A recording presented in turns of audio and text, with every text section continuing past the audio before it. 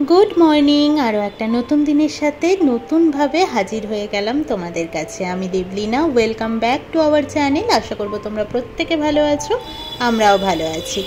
আজ হচ্ছে মঙ্গলবার। আজকে অবশ্যই প্রমিও অফিস বেরোবে, তো রান্নাঘরে আমি চলে এসেছি। দেখো খুব শান্তভাবে কাজ টাজ করছি, কারণ আজকে না আমার রান্না করতে একদম ভালো লাগছিল না, সত্যিই জানি না কেন।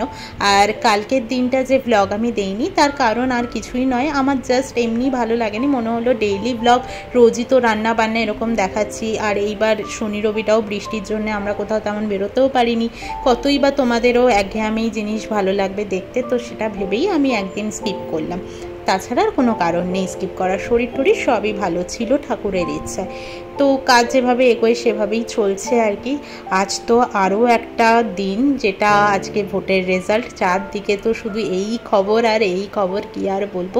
তবে না, আমার সত্যি কথা বলতে পার্সোনালি আমার, যদিও আমার মতামতে তো কেউ চলবে না, তবে আমার পার্সোনালি পছন্দ নয় একেবারেই মারামারি জিনিসটা। যে যার মতো যে যার পার্টিকে সাপোর্ট করে। কেউ গিয়ে রাজনীতিতে নাম লেখায়, কেউ নাম লেখায় না। যেমন ধরো আমার বর, আমার বাবা, পাপা, এরা যেরকম রাজনীতি করে না, বাট ভেতর থেকে হয়তো কোনো পার্টিকে সাপোর্ট করে, হয়তো নয় করে, অবশ্যই ভোট দেয় তার মানে। তো তারাও কোনো না কোনো পার্টিকে দেয়। তো যাই হোক, যে যাকে সাপোর্ট করে ঠিক আছে। মুখে তর্কাতর্কি এই অবধি ঠিক আছে, যে যার পার্টিকে নিয়ে কথা বলছো এটাও ঠিক আছে, কিন্তু মারামারি জিনিসটা, মানে ভোটের দিনও যেটা সন্দেশখালি বা এইরকম ঝামেলা হলো, সেই ঝামেলাগুলো না একেবারে পছন্দ না। কেন বাবা, মুখ থাকতে হাতে কেন, শুধুই মুখে চলুক সেটা ঠিক আছে। আমার কাউকে মারামারি এই জিনিসটা একেবারেই পছন্দ না। দেখো ভোটের দিন যা হয়েছে হয়েছে, এবার ভোটের রেজাল্টের পর হয়তো আবারও হতে পারে, কারণ কেউ মার খাবে, কেউ মানে শুধু মুখ বুজে সহ্য করবে এরকম পাবলিকও আজকাল খুবই কম। তো এই জিনিসগুলো আমার ভালো লাগে না। যাই হোক, সেটা নিয়ে আজকে আমিও মায়ের সাথে তাই কথা বলছিলাম, মামুনিকেও তাই বলছিলাম যে এই জিনিসটা আমার একেবারে পছন্দ না। যার যাকে পছন্দ তাকে ভোট দেবে। যাই হোক, আমরা ভোট দেইও নি, আর এইসব নিয়ে ভাবনা চিন্তা করে লাভ নেই। আর কি বলবো বলো। তো এবার চাল ঠাল মাপু, বসালাম ডাল সেদ্ধ। আজকে করব ডাল, পটল আলু তরকারি। পটল আর আলুটা কাটা হয়ে গেছে, তেলাপিয়া মাছ ভাজবো, সেটাও নুন হলুদ মাখিয়ে রেখে দিয়েছি।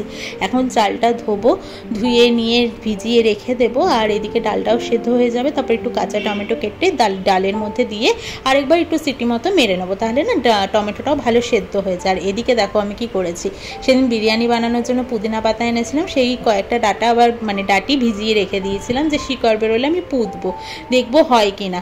কয়েকটা পুদিনা পাতার জন্য না পুরো এক আটি পুদিনা পাতা এক এক সময় কিনতে হয়। এটা তো আমি ধরো অনুপ ভাইয়ার দোকান থেকে নিয়ে এসেছিলাম। সবাই তো আর অনুপ ভাইয়ার মতো আমার চেনা জানা নয় যে আমি গিয়ে চাইলেই দিয়ে দেবে। আমি ধনে পাতার সাথে বললাম যে আমাকে কয়েকটা দাও, তো আমাকে ফ্রিতেই দিয়ে দিয়েছিল যে নাও তুমি কয়েকটা নিয়ে যাও এই কটার জন্য, আর কী বা টাকা নেবো। তো সেভাবে আমাকে দিয়ে দিয়েছিল। তো ওই 10 টাকার পুরো আটি আনতে না কেমন একটা লাগে। আর সে কথা দেখো বেরিয়েও গেছে মোটামুটি একদম। তো আর 1 দিন বা 1.5 দিন মতো ভিজুক, তারপরে আমি এগুলোকে লাগিয়ে দেবো। দেখো বেরিয়ে গেছে। আমার গাছ নিয়ে এসব পরিচর্যা করতে বেশ ভালোই লাগে। আমার মনে হয় মানে ভালো লাগে, জানি না কেন, গাছ নিয়ে থাকতে বেশ ভালো লাগে। এটা হয়তো আমি বাবার থেকেই পেয়েছি। পাপাকেও দেখি গাছের বিভৎস নেশা। এই লাস্ট যে গোলাপ ফুলের গাছটা আনলাম, ওটাও পাপার ভীষণ পছন্দ হয়েছে। পাপারও না গোলাপ ফুলের গাছ লাগাতে ভীষণ ভালো লাগে। আমাদের ওই বাড়িতে রয়েওছে, নবনগরের বাড়িতে বড় বড় গোলাপ ফুল ফোটে লাল কালারের, ওইটাও বেশ ভালো লাগে। আর একটা হালকা গোলাপির মধ্যে আছে। পাপারও গোলাপ গাছ দেখতে খুব ভালো লাগে। আর দেখো আমি আলুটা আবার তুলে দেখালাম, কারণ পটলটাই বেশি, আলু চোখেই দেখা যাচ্ছে না। একটা ছোট্ট আলু দিয়েছি। পটল আর একটু থাকলে ভালো হতো, আর একটু তরকারি হতো। তরকারিটা একটু কম পরিমাণেই হবে, এই কটাই পটল ছিল। তো আমি ভাবলাম যে এরপর না পেকে যেত, তো কয়েকটা তো খিচুড়ির সাথে সেদিনকে আমি প্রমিকে ভেজেই দিয়েছিলাম। আর এই রকম পটল কটা তরকারি করে নিই। দেখি আর কিছু তেমন সবজি নেইও ফ্রিজে। একটু ঢ্যাঁড়স আছে, কালকে দেখি ঢ্যাঁড়সটা করবো ভেবেছি, দেখা যাক এবার কি করি না করি।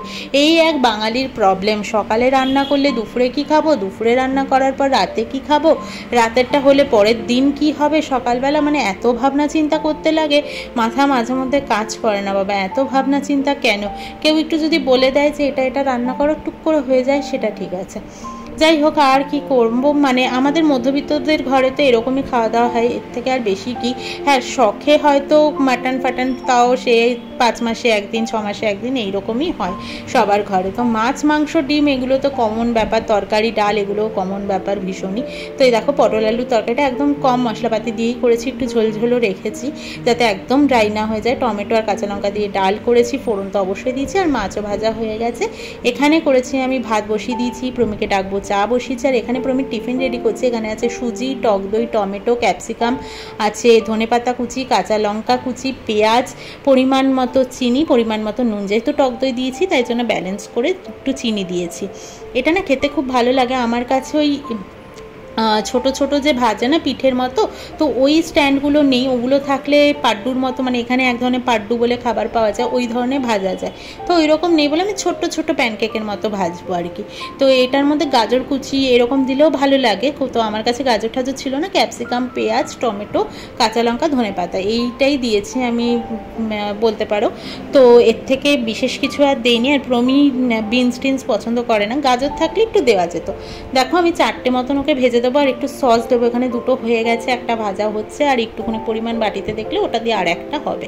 তো চলো একেবারে তোমাদের সাথে রাতে দেখা হবে, বিকেলটা আর কী বা দেখাবো বলো। তো রাতে আজকে ডিনারে বানাবো এগ রোল। ময়দা টয়দা মেখে নিয়েছে, আর একটু মুথে নিচ্ছি ময়দাটাকে। আর লাচ্ছা পরোটার ওপর এগ রোল খেতে আমার ভীষণ ভালো লাগে। তো আজকে লাচ্ছা পরোটা করবো বলে একটু আগে থেকে ময়দাটা মেখে লাচ্ছা পরোটার লেচিটা করেও রেডি রাখবো। আমার এরকম রান্নাবান্না নিয়ে এক্সপেরিমেন্ট করতে ভালোই লাগে। হ্যাঁ, হয়তো রুটি ডিম এরকমই করতাম, তো সেটা দিয়ে আমরা আজকে এগ রোল খাবো, তো বাইরে থেকে কিনেও খেতে হলো না, আর চেঞ্জও হলো ডিনার মেনুটা একটু। তো এগুলো খুব লেভেলের বাড়াবাড়ির খাবার দাবার এরকম কিছু নয়, তবে ওই আর কি নিজেদের ভালো লাগা থেকে এক এক দিন এক একটা হলে দেখবে সবারই ভালো লাগে। আর খুব সত্যি কথা, প্রমি আর আমি একটু ফুডি বটেই, কতটা খাচ্ছি মানে খুব বেশি করে খেতে হবে। এগরোল খাচ্ছি মানে 2-3টে করে এগরোল খেয়ে ডিনার কমপ্লিট করতে হবে এরকম ব্যাপার নয়, খাবো কিন্তু একটা করেই। কিন্তু ফুডি বলতে আমরা খাবার দাবার ভালোবাসি, মানে এক এক দিন এক এক রকম খাবো, ভালো মন্দ খাবো, এই জিনিসগুলো আমার মনে হয় আমাদের জেনারেশনের প্রত্যেকেরই এই ব্যাপারটা রয়েছে। আমরা একটু ফাস্টফুড জাতীয় খাবার দাবার ভালোবাসি, তবে এখন আমরা অনেকেই বুঝতে শিখেছি, তাই আমরা বাইরে থেকে কিনে খাবারটা খেতে পছন্দ করি না। যতটা পারি আমরা বাড়িতেই বানিয়ে নিই, কারণ এখন ইউটিউবে প্রত্যেকটা জিনিসের রেসিপি দেওয়া থাকে, তাই আমরা চেষ্টা করলেই জিনিস ঘরে থাকলেই বাড়িতে বানিয়ে নিতে পারি। আর যেটা বাড়িতে বানাচ্ছি সেটা হাইজিন মেনটেনও হচ্ছে, জানি আমরা কি তেল দিয়ে বানাচ্ছি না বানাচ্ছি। দেখো আমার লেচি তৈরি হয়ে গেছে, প্রমি আসলে এবার আমি ভেজে কমপ্লিট করে নেব, তখন আবার তোমাদেরকে দেখাবো অবশ্যই। লিচিগুলো বেলে নিয়ে তারপর ভেজে নিয়েছি। যেহেতু প্রমি কড়া ভাজা ভালো খায় তাই কড়া ভেজে নিয়ে একদিকটা ডিম দিয়ে অবশ্যই ভেজে নিলাম। যতটুকু তেলের দরকার ততটুকুই তেলে ভেজেছি, ছাকা তেলে ভেজেছি এমনটা নয়। তারপরে লেবুর রস দিচ্ছি, এখনও 2টো টুকরো লেবুর রস দেবো, শসা, পেঁয়াজ, সস, বিট নুন আর হচ্ছে গোলমরিচ গুঁড়ো এই দিয়েছি। বিট নুন দেওয়া হয়ে গেছে আগেই, তোমাদের সাথে সেটা শেয়ার করা হয়নি।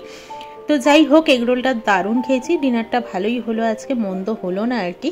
তো যদি নতুন বন্ধু হয়ে থাকো একটাই অনুরোধ করব, সাবস্ক্রাইব করে পাশে থেকো, লাইক শেয়ার কমেন্ট করতেও কিন্তু তোমরা ভুলো না। যারা পুরো ভ্লগের সাথে থাকলে তাদেরকে অসংখ্য ধন্যবাদ। আশা করি তোমাদের ভ্লগটা ভালোই লেগেছে, খারাপ লাগবে না। আর যদি কিছু মনে হয় এটা চেঞ্জ করলে ভালো হয় বা ওই ধরনের ভ্লগ বানালে ভালো হয়, তাহলে প্লিজ তোমরা আমাকে কমেন্টে সাজেস্ট করতেই পারো। তো চলো আজকের মতো বিদায় নিচ্ছি, কালকে আবারও আসবো একটা নতুন ভ্লগের সাথে। অবশ্যই চেষ্টা করব, যদি নিজের মনে হয় যে না একঘেয়েমি হচ্ছে না বা কিছু, তো অবশ্যই চেষ্টা করবো। আসলে নতুনভাবে চেষ্টা করি, এক এক দিন এক একভাবে চেষ্টা করি, কতটা কি করে উঠতে পারি জানি না, চেষ্টা করি যেন তোমাদের মন ছুঁয়ে যেতে পারি। চেষ্টাটা নিজের থেকে করে থাকি, এবার জানি না যে কতটা তোমাদের মন ছুঁয়ে যেতে পারি। খুব একটা বোধহয় পারি না, তাই জন্যই এতটা টাইম লাগছে বলে কথা। তো চলো আজকের মতো টাটা, আসছি। আর তোমরা কিন্তু পাশে থেকো অবশ্যই, আমি জানি তোমাদেরকে আগামী দিনেও আমি পাশে পাবো এভাবে। আজকের মতো টাটা, গুড নাইট, কালকে আবারও আসছি তাহলে একটা নতুন ব্লগের সাথে। আর এগরোলটা কিন্তু দুর্দান্ত হয়েছিল।